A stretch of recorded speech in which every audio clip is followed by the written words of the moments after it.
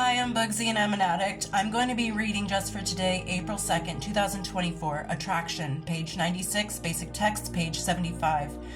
Our public image consists of what we have to offer, a successful, proven way of maintaining a drug-free lifestyle. Yes, we are attracting new members. More and more addicts are finding Narcotics Anonymous. But how do we treat our newest members when they arrive, worn out from their struggles with addiction? Do we reach out to newcomers who are standing by themselves at our meetings, confused and uncertain? Are we willing to give them rides to meetings? Do we still work one-on-one with the addict who suffers? Do we give out our phone numbers? Are we eager to go on the 12-step call, even if it means getting up from our comfortable beds in the middle of the night? Will we work with someone who has a different sexual orientation or is from another culture? Are we generous with the gift of our time? No doubt we are met with love and acceptance by our fellow addicts. What attracted many of us to Narcotics Anonymous was the feeling that we had finally found a place where we belonged. Are we offering that same sense of belonging to our newer members? We cannot promote Narcotics Anonymous, but when we put our principles into action in our lives, we attract newer members to the NA way, just as we are attracted to recovery. Just for today, I will work with a newcomer. I will remember that I once was a newcomer myself. I will seek to attract others with the same sense of belonging I've found in NA. I like to liken the first time going to NA to the first day of high school. When you're at this new place, this big place with all these new kids that you've never seen before, different groups and cliques and all this new stuff to learn and figure out in high school. I kind of liken that to NA. You're nervous, you're scared, you don't know what to expect, and I think that most newcomers have, a hesitation to want to go to NA because they feel like they're going to be judged.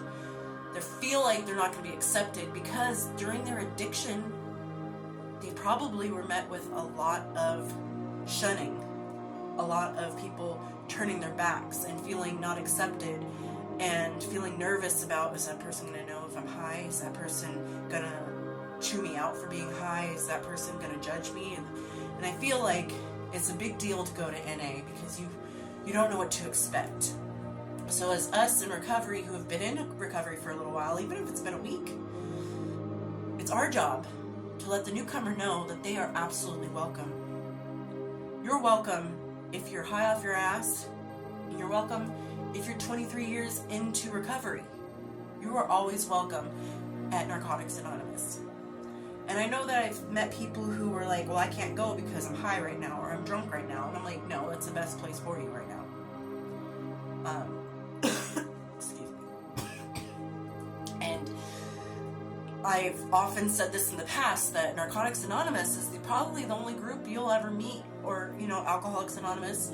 But the anonymity, the anonymous groups are probably the best places that you can go and be a part of, because it's probably the only place that you'll ever be that won't judge you, that will take you as you are 100% and only has the best interests for you at heart.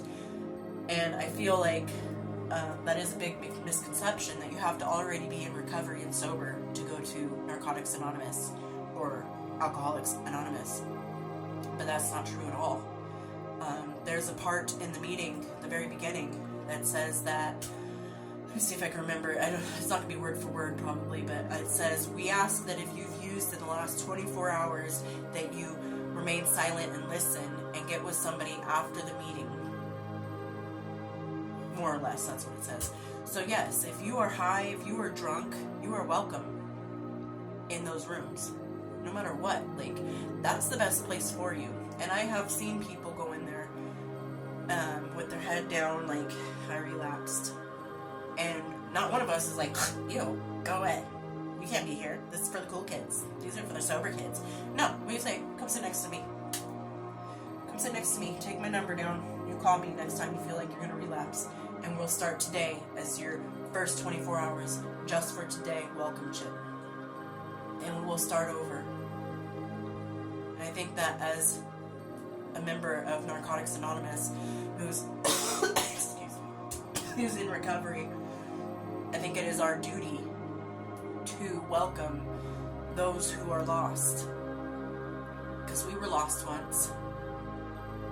We didn't just automatically, put the pipe down, put the needle down, put the drink down, put the pill bottle down. We didn't do that and then we're magically a year sober.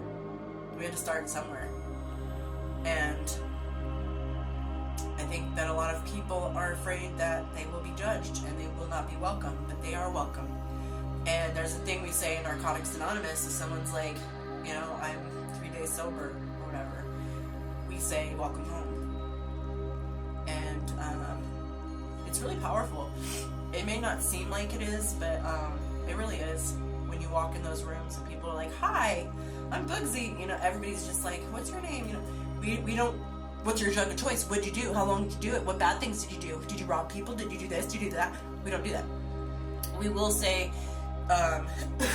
is there anybody here who has used in the last 24 hours? And if you raise your hand, you get your welcome chip, and you can say your name, and every time, like John Doe, yay, Jane Doe, yay, we celebrate the fact that you came to NA. We celebrate the fact that you want to better yourself, and you couldn't do it yourself, and you needed the rooms, and that's a big step, and people need to be proud of that. If you go to Narcotics Anonymous, you need to be proud that you took that step, and that you are now in the company of those who excuse me, care about you. You're in the company of those who care about you, and you will never be lost again as long as you work your program and you allow others to help you. Because you can learn a lot in those rooms just by listening. You don't even have to talk, and nobody in there is going to force you to talk. You just listen, and you may learn a thing or two. You may realize that, holy cow, these people are just like me. They've been through that hell. And we are all glad that you found your way out. And we are glad to be your light at the end of that tunnel, to keep you going, to stay in recovery, because you're worth your recovery. And I hope everyone's doing well out there. I'm a little under the weather still. So, and I will talk to you later. Bye.